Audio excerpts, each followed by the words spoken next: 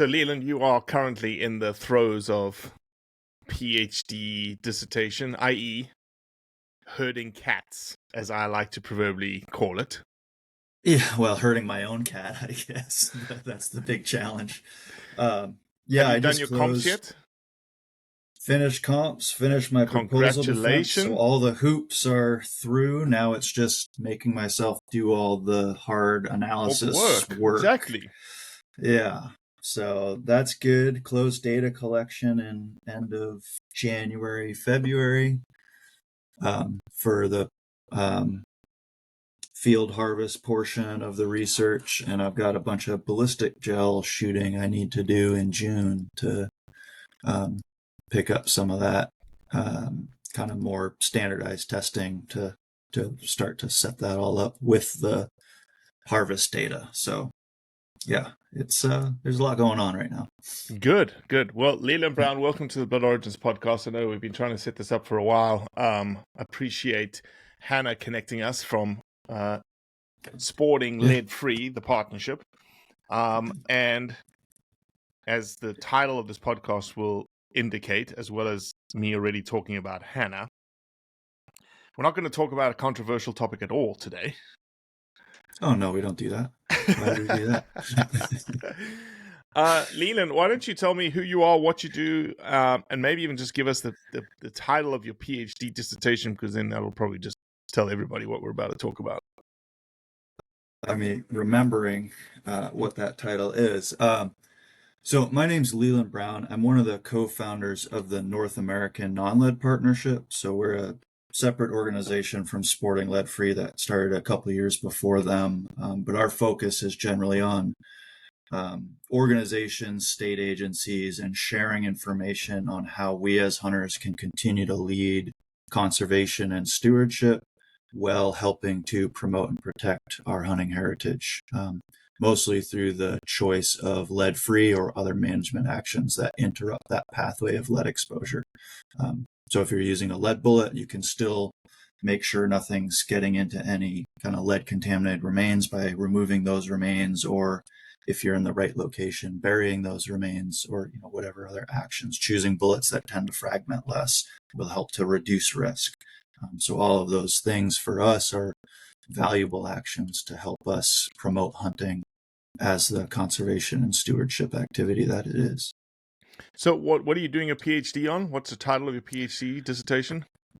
So the title of my PhD dissertation is, well, let me pull it because I changed the name recently because it started as a master's, and I decided that I needed more time to actually do all the data collection. And so what started as a master's has now turned into, a 5-year Beast. PhD project with a lot more components. So what I've decided to title this is Predictive, Effective, and Ethical Evaluating Hunting Bullet Performance and Animal Welfare Outcomes. And I know, hunters listening to this will say, oh, animal welfare. I don't want, that sounds like some hooey, humane society stuff. But we talk about animal welfare all the time because we're talking about how quickly we can put an animal on the ground. It's the efficacy of the bullet, right? It's all about the performance. The performance of the bullet. Animal welfare is the performance. None of us wants an animal to suffer after we've shot it. So we try to make sure that it works properly. And in the scientific community, that's called animal welfare. Yeah, 100%. So that's what we talk about. 100%. And honestly, I literally just penned a paper on how actual animal, the consideration of animal welfare should actually be a feather in a hunter's cap. Because we think about it all the time. It's not like we don't do. It's you hear animal welfare, and you're like, oh, yeah, exactly like you put it up, right? It's just like this hooey, like, oh, we don't talk about that. We don't like to talk about that. But in fact, the mere sort of circumstance of you pulling your bow back and practicing every day, that's it, is animal welfare. Is you considering animal welfare in your pursuit of that animal. It's all, yeah, the selection of your broadhead, your bullet, your cartridge, your ethical shooting distance, all of that is animal welfare. It's all about, and every hunter I talk to, I've personally talked to probably over 40,000 hunters over the last 10 years, face to face. Every one I talk to, their major concern is, well, I want to make sure the animal I'm shooting doesn't suffer and goes down quickly and I can recover it and I can get that meat home. So it is at the forefront of any hunting conversation that I've ever had is how do I do this well and make sure that the animal that I am in pursuit of does not suffer due to the decisions that I make. How can I train? How can I select the right tools to make this more effective? Um, So so why do it's you just a think different then? term for all that. Yeah. So why do you think then that this whole idea of switching from lead bullets to non-lead bullets has not like garnered that feather in the cap versus almost the opposite, the sort of pushback, like, no, we don't want this at all. Well, I think it's based around some policy decisions, and organizations that got engaged in the policy early on. So when you look at the early 2000s, when we really first started understanding that shooting with a lead hunting bullet out of a rifle could create lead exposure in other wildlife, scavenging wildlife, there was a lot of discussion with the hunting community, and most of it was pretty positive. However, some groups took the new research that was out there, and rather than having a conversation with hunters, went to legislative bodies and said, look what hunters are doing. We need to make them stop. And that very The quickly opposite of shifted our from team. The opposite of our team. exactly. So Okay, you okay. had organizations that had in the past been saying, we want to get rid of hunting. And if we have to go by state to do it, we will. And then they took this brand new research and grabbed it and said, hey, here's this new research we can use, and we should force them to stop using lead bullets instead of engaging and asking the community for support and help. Oh, so Um, it wasn't actually hunting and hunters within the community saying, whoa, whoa, whoa, whoa, whoa, we don't want this. It was actually a rhetoric from the anti side. well, I mean, the initial start was a conversation. Most of the people doing the research were hunters saying, hey, we need to go tell our fellow hunters about this. This is amazing. I never knew. So Chris Parrish, one of the co-founders of the Yep, partnership, was one of the yep, ones who did some of that initial research in Arizona, yep. and was saying, hey, like I never had any idea about this. We need to share this with people. I was working, in the mid 2000s as an invasive species removal biologist. I used to I spent about a decade doing invasive species removal in kind of more remote areas, like um, Oh, sensitive habitats, rather than doing like bash programs or, biological agriculture removal, depredation. vegetation, mammals, what? Feral pigs and goats Okay, and things like that, mostly. okay. Yeah. So we tended to be more kind of backcountry removal in these sensitive habitats rather than like working in an agricultural field doing depredation. Um, Was that with and I didn't know. USDA and APHIS? That was with a small company called Institute for Wildlife Studies initially, and then I was in Hawaii for a number of years working Okay, for the state out okay, there. okay. Um, Institute for Wildlife Studies is actually one of the founding members of the partnership, because as part of that, I also got engaged in some of the conversation around lead-free ammo, because they had just passed that law at the urging of some of these other groups, and no one knew what they were talking about. There had been no conversation. It was just, hey, we're going to push this right through the legislature and make sure that hunters have to do this. And then hunters were sitting there holding this new requirement saying, I don't even know what lead-free ammo is half the time, right? And at that time, it was really only Barnes. Yep. Federal had just come out with the trophy copper, the E-tip, and Hornady was just coming out with stuff, but it was really limited. And so part of my job is I went and shot pigs, and then the downtime I would go talk to people and be like, hey, if you want to go hunting and make it work, here's some techniques. But I was lumped in with all the people who passed the law because I was talking about the subject. And it Oh, was kind that of does like, it makes so it's a complete sense. whole, Makes complete right? sense. You were this hunter talking about being lead free you had these anti-hunting organizations saying, "Oh, we're going to take this badass research that actually was from hunters trying to Yep. be good stewards and used against us," and then you were lumped into that whole group Yep. of individuals. And it's easy to do, right? I mean, if Yeah. the only person you ever talk to about this is the one guy who comes and says, "Hey, here's why this conversation's happening," they go, "Oh, well, you're responsible for all this." So half my time was spent saying, "Look, I'm not responsible for any of this, but I want you to be able to keep hunting. And if you want to keep hunting and be effective and, be legal and all of these other things, here's how to do it." And so a lot of our early conversations were just overcoming that kind of I got yelled at a lot. There's a reason I left and went to Hawaii and worked out there for a few years, because I just want to go back to shooting stuff, Yeah. that's where it's at. But then I started, came back into this conversation because we really felt that it was critical that there be a voice in the realm that was by hunters, for hunters, having this conversation, and not just leave it to these other groups to be carrying this and kind of the polarization that can occur there. But So I think let we me ask started this. this talking about PhD stuff at one point. No. We're way down This a is rabbit hole. this is the kind of Yeah. podcast that people love. Yeah. Let me ask this question. I have obviously I'm not in the research and understanding the research as well as you or somebody like Chris. But I've heard one of the pieces of rhetoric that I've heard back from people around whether using lead or copper. I can't remember if it was a Nature paper or a Science paper where they showed the change in percentage of bald eagles dying because of lead poisoning. And the percentage was super low, Leland. It was like 1% or 1.5%, 1.8% difference. Do you remember that paper? I'm sorry, I don't recall exactly So who there's the a authors were. recent paper by Vince Slaby in 2022 that looked nationally at lead exposure rates and its population level impacts. So we have to be very cautious or very clear about what that paper found. One, it found that about 50% of all sampled eagles are carrying higher levels of lead than background. Okay. They're exposed to more lead.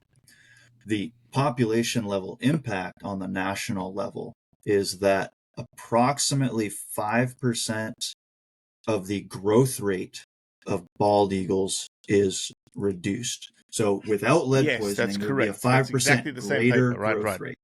Yep. Right.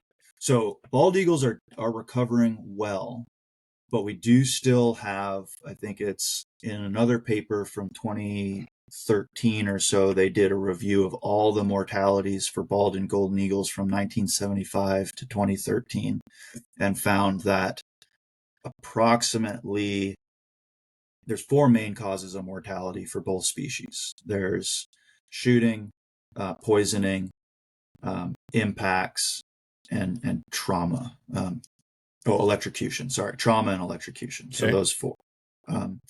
For bald eagles, poisoning's number 1. For golden eagles, it's the number 4 cause. For both species, poisoning, over 50% of poisoning is caused by lead.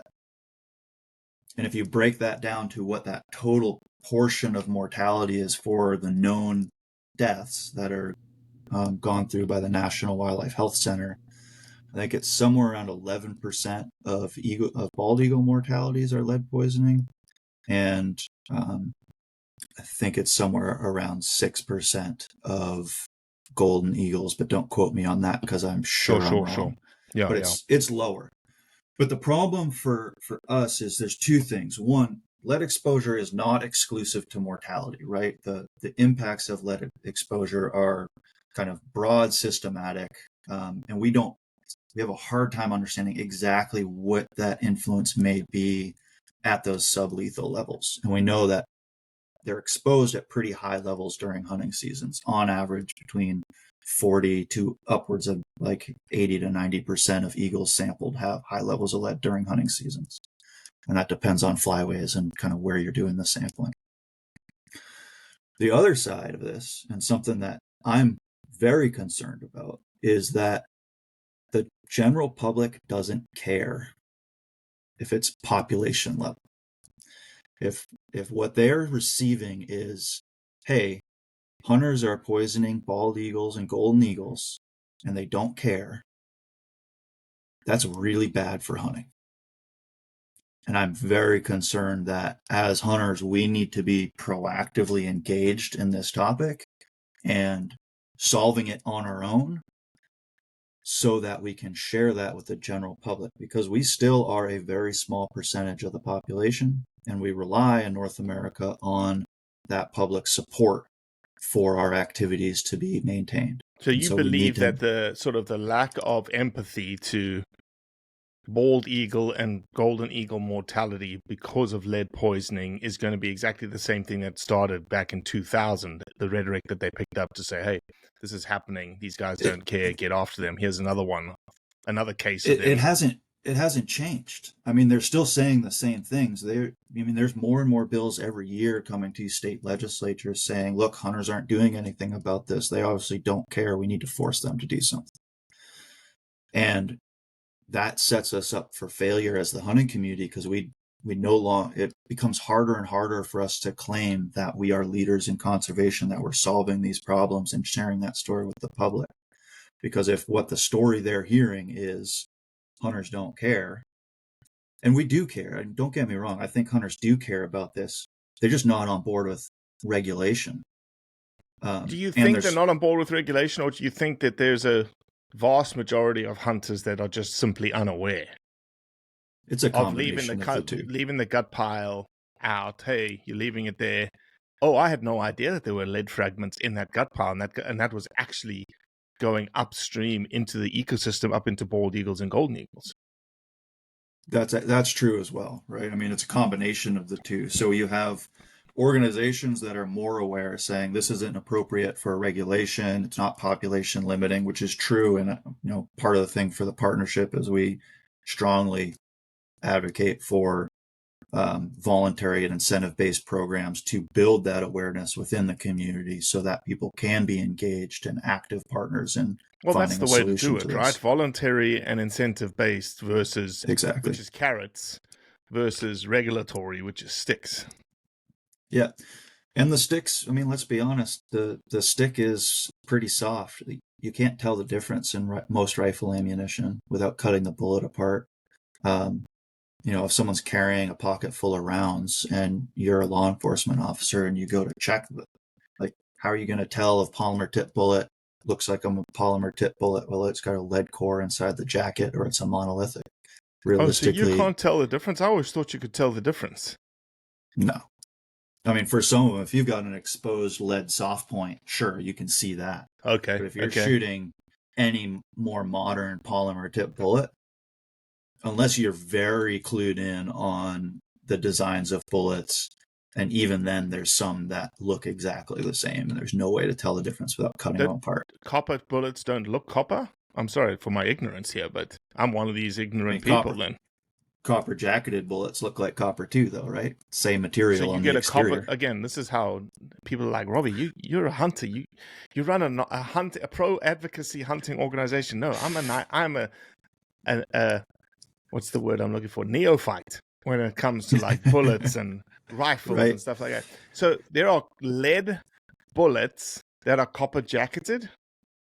Almost all modern bullets are copper jacketed. So smokeless powder. So if we get into the background of this, we've been using lead as a projectile since the Romans, right? They used to cast sling projectiles to throw, and they actually have archaeological digs where they've found them with insults cast into the sling stone, which I find hilarious, right? You imagine you're sitting on a palisade and you get smacked by a lead sling stone and it says like your mom's fat or something on it, right?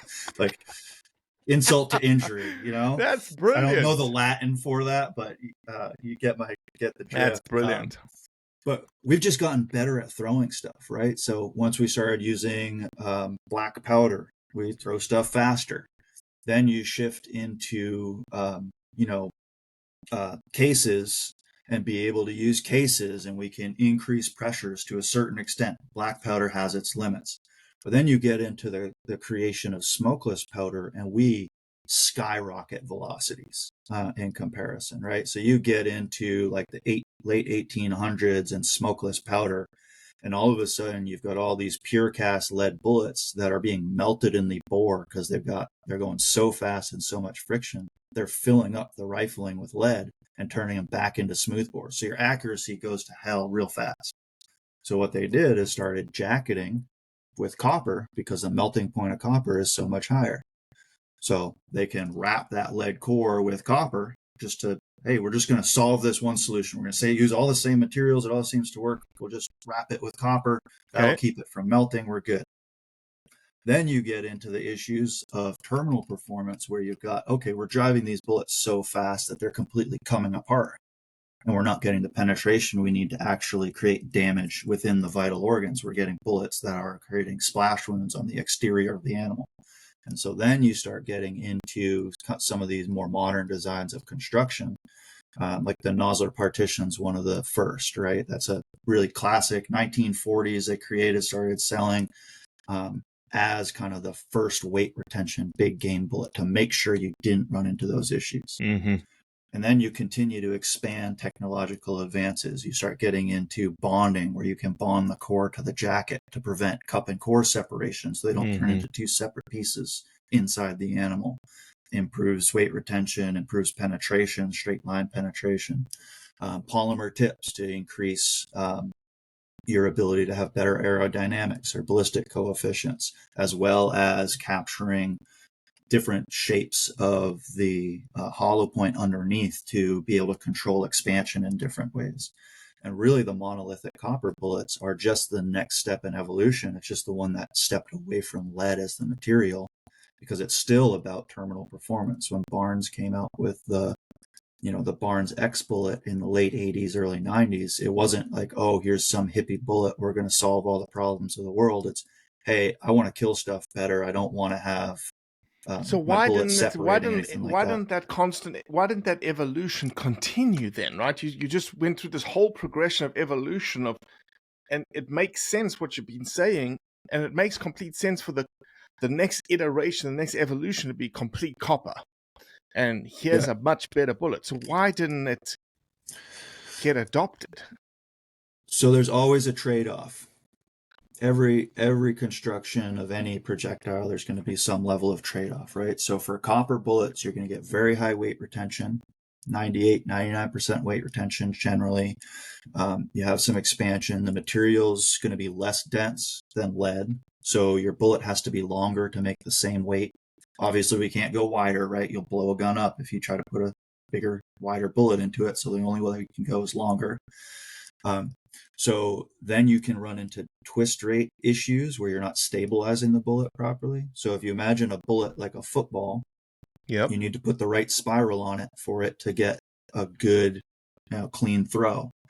We're just doing that mechanically with the rifling. And so we talk a lot about weights of bullet and matching weights to twist rates, but that's because we've been using lead as the same material for 100-something years.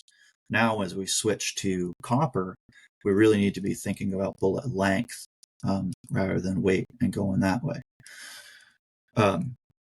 There's some concern about expansion at extreme ranges, right? I mean, every bullet will expand less at longer ranges. You reduce velocity, you reduce pressures on the front end of that bullet, you reduce its ability to expand, and then that's the creation of wound channel, is that frontal area of the bullet and disruption of tissue. So and then there's just some of the construction issues. So manufacturing is based around lead. Why don't we just do a rabbit hole right now? So somebody says, I have a concern about expansion at greater distance. Is that concern based on science? Is there science to show that copper bullets do not expand as well as lead bullets at tested long-range distances? Not in any published research that I've been able to find. That doesn't mean that it's not true, it's just not published. So it's hearsay. It's hearsay. It's anecdotal, the concern. Yes. Oh, I shot a copper bullet at an animal at 600 yards and it didn't die. And I've shot Although I've then shot I an talked to animal at 600 yards 4 years ago with a lead bullet, and it did die. That's why copper is bad. yeah, a little bit of that. And I've obviously had conversations with folks who like copper and have shot animals at 600 yards, and they say, "Oh, it worked great. I shot it once, and it was perfect." So, yeah, there's some challenges there with kind of the anecdotal. It's tough with hunting, and one of the reasons I wanted to do this research was that it is really hard to get an adequate sample size so that we can actually assess performance with a little bit less bias. I understand people listening to me is like, oh, you work for you co-founded this partnership. You're all about lead-free bullets, blah, blah, blah.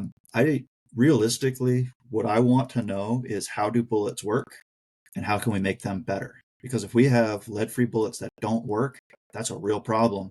We need to make that better. We need to fix that. Well, If we have wouldn't lead that be bullets, that's the biggest hurdle, right? Let's be honest here. right? Is everyone's like, you're forcing us, let's go back to the stick, right? Sure. You're forcing us to this bullet that's worse than what we had. And it's not as effective as we used to have. It's not as efficacious, i.e., we're not considering animal welfare anymore either. So that's the major concern from people. We did, so I'm in Oregon. I run the Oregon program. It's all voluntary. We work with people and helping them if they want to choose a lead bullet, how to be effective, same as we've been talking. When we've done some of our survey work, asking A copper people, bullet, you mean? Yeah, You said bullet. lead. You said lead bullet. Lead, yeah, copper bullet. If they want to use a copper bullet, if they want to use a lead-free bullet, how can they be effective? So some of our survey work we do, we want to, we obviously don't want to just be doing stuff for the sake of doing it. We want to do stuff that actually helps people. So we do some survey work to see what their concerns are, what they're considering, where we can provide better information. The leading concern for everybody is performance. No one wants to wound an animal. And so, again, we need to really focus on how can we demonstrate that how different bullets work and how to use them in correct situations. The research we currently have that exists, most of it is coming out of Europe and some recent stuff out of Australia by a guy named Jordan Hampton, shows that in standard hunting ranges, pretty much 500 yards and in, there's really no difference between the types of bullets. No difference in ballistics, expansion rates, there's always all that kind of stuff? No difference in animal welfare outcomes. Okay. So terminal performance from what we're seeing right now. So they've done a series of things, and one of these is, okay, we're going to shoot ballistic soap at different velocities so that we can see what is the total damage that occurs from muzzle velocity out to approximately 400 yards. It's a little different. You have to calculate out what that impact velocity distance would be because they were just downloading to get to that. Yeah, but very standardized, very controlled. Very standardized. Let's compare. Yep. And then they've also done work comparing in necropsies, looking at wound channel sizes in animals at different depths and looking at different bullet designs there. They've done some work looking at flight distances of animals, which is some of the work that I'm repeating in North America because it hasn't been done here. It's a little frustrated because, I've had this idea for 10 years and only really got to get it started a year or two ago. So it's like, dang it, they got it. At least you started it, and it's North American based. And look, the fact that there's only one piece of science out there means that there needs to be more, obviously, right? You can't. Yeah. What do you know what their sample size was down there in Australia? Like in terms of the wound from a necropsy perspective? Australia was a little smaller. They did it in Norway with moose and deer and bear, and their sample size was about 3,000 animals. I think that chops down when they start to get into their... was that the Finnish study that compared it to bow and arrows? No, there wasn't any bow and arrow. Dude, there is a study that hasn't released their results yet. And I want to say it was a comparison of arrow efficiency and gun efficiency. And they had like a sample size, a pretty decent one, like not 1,000, but it was like 120 animals each. And they did distance away from, how long a travel time, travel distance, all sorts of things. Yep. And preliminary results said that there was no difference between a bow kill and a rifle kill. I But wouldn't be surprised. I haven't seen the publication yet. They've still not pushed that out, I think. I mean, the mechanism by which you kill animals is not really different between those two, right? I mean, you're still creating. I mean, you kill things by either damaging central nervous system or, creating enough hemorrhage that they bleed Massive out and hemorrhage, there's yeah. no longer oxygen going to the brain. So it doesn't really matter if you stick them with an arrow and make them bleed a lot, or you shoot a bullet through their vital organs and make them bleed a lot. Like either way, it's a factor of how much bleeding happens, how much damaged tissue there is. And I would expect that realistically, you're probably not seeing much of a difference between the two. I think the risk, one of the issues we have in hunting is that our awareness of kind of wounding loss rates and published information on wounding loss rates is not great, in part because it's a challenging thing to study. You'd have to get people reporting that accurately, which I think is probably pretty tough to do. And being aware of it in the moment, right? Really, this exhilarating moment you shot this animal, you've got to remember, I've got to mark exactly where the animal was and measure distance and capture it and record it for Leland's PhD dissertation. Yeah, kind of low on the list of things to do when you're in the middle of all that. I think the email I sent to everyone was like, look, I understand that you've got a lot of stuff going on at this point in time. But if you think about it, print this out, bring it with you so you can write it all down in the field so you don't have to try to remember any of it. Just have this little sheet of paper and write it all down. And then when you get back, you can submit it online. So how many people have you received data from? We got, I think, about 1,000 complete entries. That'll end up being chopped down a little bit. Yeah, of course. There's some data quality stuff we need to go through. And I've done some of that, but I need to rework some of the coding. Did you specifically envelope the study around specific species? Big game species. It doesn't matter. Yeah, so Oregon's maybe not unique, but somewhat unique in that we have a really broad variety of big game. So we've got Roosevelt elk, Rocky Mountain elk. We've got black-tailed deer, mule deer, white-tailed deer, all in the state. We've got black bear, mountain goat, bighorn sheep. We got just about every North American. So those 1,000 responses are just from Oregon?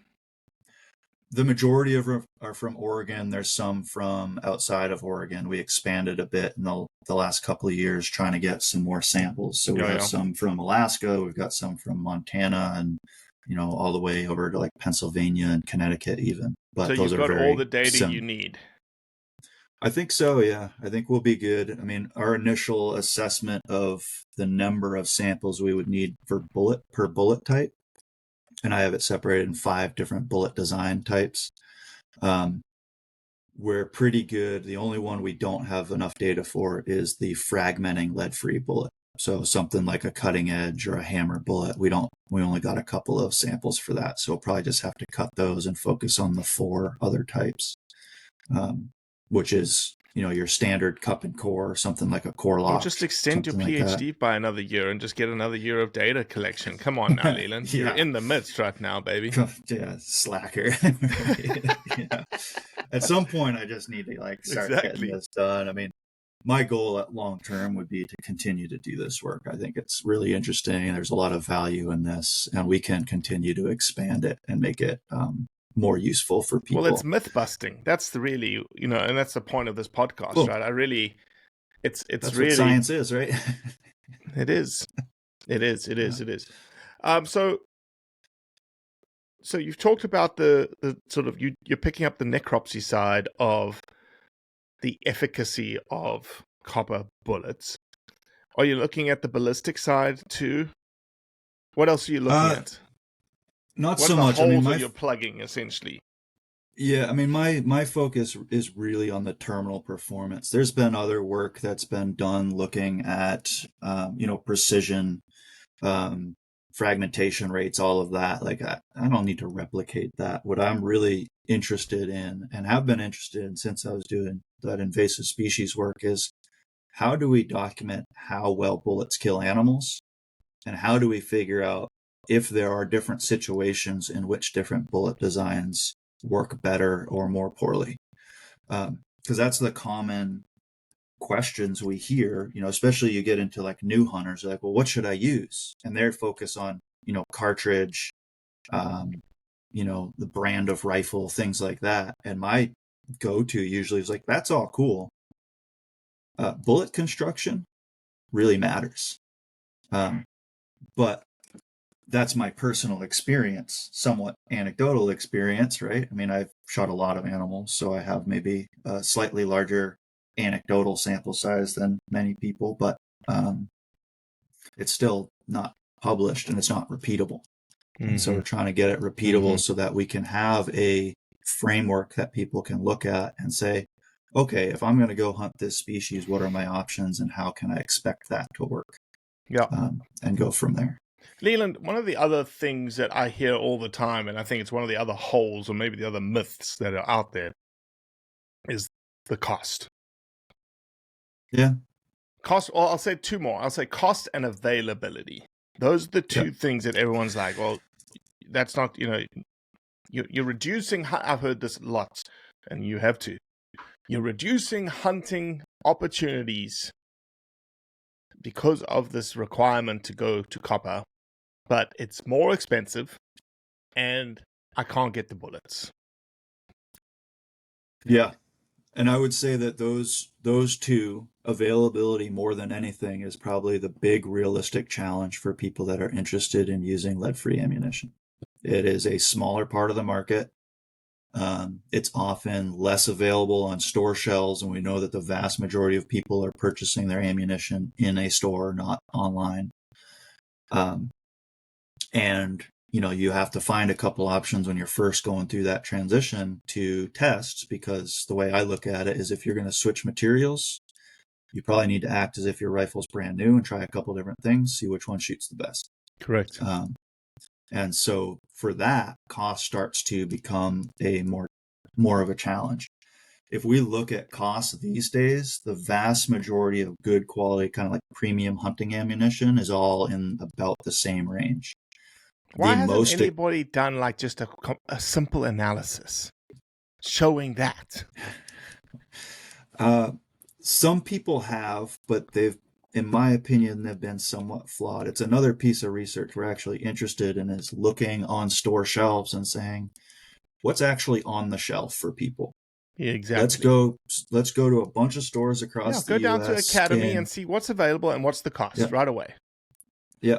And then actually record that in a set period of time before hunting season and say, okay, this is what people are experiencing in stores. Because in the past, what people have done is search online and say, oh, this is what people are making, and this is what the MSRP is. See, it's all comparable.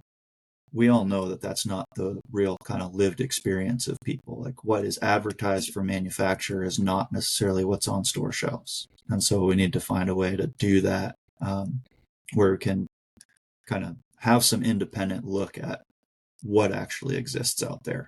Yeah, it would be fascinating to just, again, get a good sample size and see the cost of lead-based ammunition and copper-based ammunition in your regular store. Go down to Walmart or Academy or Dick's or and we've Pawn done Shop this or something. Pretty consistently. I mean, we do this, but it's all one-off. We'll go look. Like if we go somewhere, we get invited to do a workshop on like modern hunting ammunition, which is something we do these across the U.S. these days. We'll go to the local stores and look and see what's available to people that are going to be coming to that workshop. Usually we can find some lead-free ammunition. It's often not particularly well labeled, so people not even recognize that it is a lead-free type of ammunition. The cost is usually in line with other premium types of ammunition. It's usually kind of right in the middle. It's going to be more expensive than your more budget-friendly stuff. as you'd expect. But It's going to be more expensive than your Remington core locks that it, you throw down range, right? it will be more expensive than core locks usually, but it's usually not a lot. It's usually, $10 or $15 a box. So, for some people that's a lot of money. For some people that really doesn't matter, and the quality But that of would the be the same bullet that cost you you're get. saying, like with a good nozzler partition or something like that, right? Oh, yeah. Often the partition costs a little bit more. Usually, when I look through what's available and what costs are, the most expensive bullets tend to be highly produced lead core bullets. The lead-free bullets like Barnes and the Nosler E-tip and Hornady's CX bullet are kind of mid-range. And then there's some others that are, it can be like $5 higher or lower depending on the store and what stock they have and what kind of sales are going on. But they're again, kind we're of right not in the living middle. in a day and age today that copper ammunition, lead-free ammunition, is $20 a box more expensive than everything else. Not than everything else. Absolutely not. No. Yeah, I had a funny interaction with someone a couple of years ago where they were complaining about the cost of lead-free 28 Nosler ammunition, the E-tips. And I was like, oh, wow, that's a lot. I mean, it's 28 Nosler. They're all expensive. But then I looked, and it was the least expensive 28 Nosler ammunition. I was like, I'm not sure this complaint that you're making actually works, because this is the cheapest option that you can get. Like, you can't say it's too expensive if it's the least expensive option for that particular rifle. Well, It just didn't make any sense. it's super expensive because he's probably, again, to me being the neophyte I am with ammunition, he's looking at that 28 Nosler E-tip at $89 a box, and then he looks at the 270 core lock from Remington at $28 or $36 a box, and he's like, damn, look at that. That copper's super expensive. Yeah, which is, true. It's that round is very expensive in comparison to a 308 or a 270, much more common stuff. But the AccuBond or the partition for the 28 Nosler was over $100 a box. So it's like, this is what you get for buying the 28 Nosler. That's the deal. It's a great rifle. I love Nosler. I love the Nosler team. I love that rifle. They make great ammo. It makes great rifle, but know what you're getting into when you buy a new rifle. I mean, ammo cost for me is an important piece when I'm buying a cartridge or a new rifle. It's like, hey, I want to be able to shoot this thing, and if it's $90 a box, I'm not going to be shooting very much. It's just not going to happen. Leland, last question that I had was around somebody, a very good friend of mine, and it's funny you bring up the 28 Nosler. A very good friend of mine has a 28 Nosler in Dallas, Texas. His name's Ward Hegler, and he will reload his own ammunition. Yep. Is it easy for people who reload ammunition to go lead-free? It's pretty easy. Yeah, I mean the loading data is all there. I've reloaded a fair amount with lead-free ammunition. When I was working in Hawaii, we couldn't. It was in the middle of the Obama administration, when everyone had a run on ammo, and ammo was really hard to find. And Hawaii is particularly hard because you can't ship loaded ammunition by air. And so we were relying on whatever we could find in the store. How's that? Is it still in place, that law? That's a transport law about shipping live ammunition. You can't ship live ammunition through air freight. Okay. So if you order ammunition online or something like that, it comes it's shipped by truck. Yeah, truck. They're truck in the mainland. But if you wanted to order stuff for Hawaii, you needed to order basically a pallet or more to get it on a ship, and that just didn't make much sense for us with what we were doing. So we ended up. You can order bullets, right? Bullets can fly through the air. There's no powder associated with them, and then we would just be finding powder and primers and everything else we needed locally, and then load our own ammunition. And oh man, we pretty quickly found good, accurate loads with, this, like everything, right? It takes a little bit of work. You got to play around with a few things. Anytime you change those components, you got to, reset a little bit and make sure you're getting everything correct so you don't have any pressure issues. But the data is all published. There's lots of loading data now. There's lots of bullet options. And there's even more bullet options for a reloader. You can get into some of these smaller companies that are really pushing the technological edge of what you can do with a pure copper bullet. It's pretty cool. So there's And some of those again, like hammer. cost is Yeah. about equal. Cost is pretty similar. I mean, again, it depends what you're comparing to. Again, you're comparing the Nosler, box of 50 Nosler partitions to a box of 50 E-tips, pretty similar. If you're buying, 500, like Sierra Game Kings or something, they're probably less expensive because you're buying in larger proportions. So your cost per projectile goes down. So there's some balance out there, but generally pretty similar. That's awesome. Okay. Yeah. So when are we going to see like this necropsy data finished? Like, give me timelines in terms of what you're thinking about and publishing from a PhD perspective. Yeah, I mean, we're probably looking at a year or two out before we can get into any of the publishing. And I'm personally, with my data, I'm not doing necropsy stuff. So I was doing more citizen science, having hunters report outcomes. Oh yeah, no, that's what I meant. That's what I meant. Sorry. Yeah. The terminal impact data that's coming from your hunter surveys, your 1,000 hunter surveys. Yeah. Probably a year or two out. My plan is to finish up in 2027. I think that gives me. I'm still working full time, so it's Kudos it's to a load. you, my man. That is a load. That is a load. But like I said, we've got some of this kind of structured ballistic gel testing coming up, and we'll do that. And then, working through some of the analysis on the harvest data. And there's some cool work that's been done recently using CT scans on ballistic gel and being able to get really fine scale calculations of wound channels.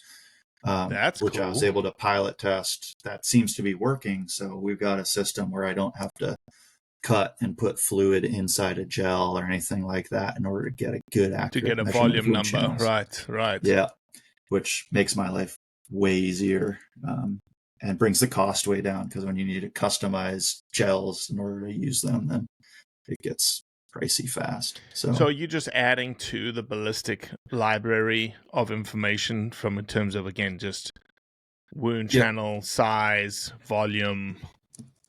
Yeah, so my hope is to come up with a system that we can use the field data and use this ballistic gel data and actually create some sort of model where we can have a more predictive process for understanding what the animal outcomes will be by using the ballistic gel. So, and I assume varying with a nested variable of distance. With some distance, yeah. So we're planning on shooting gels at 100 and 300 meters to get that. And different calibers. Not with this one, unfortunately. Okay. So that's going to have to be a separate well, no, test. I was about to say, don't add another variable, because you're about to get super complicated from a statistics perspective. It starts to get crazy. But my hope is that realistically, when you look at wound channels and how they work, some of it's, you're based off of your velocity, your bullet construction, your impact velocity, bullet weights, all of those things.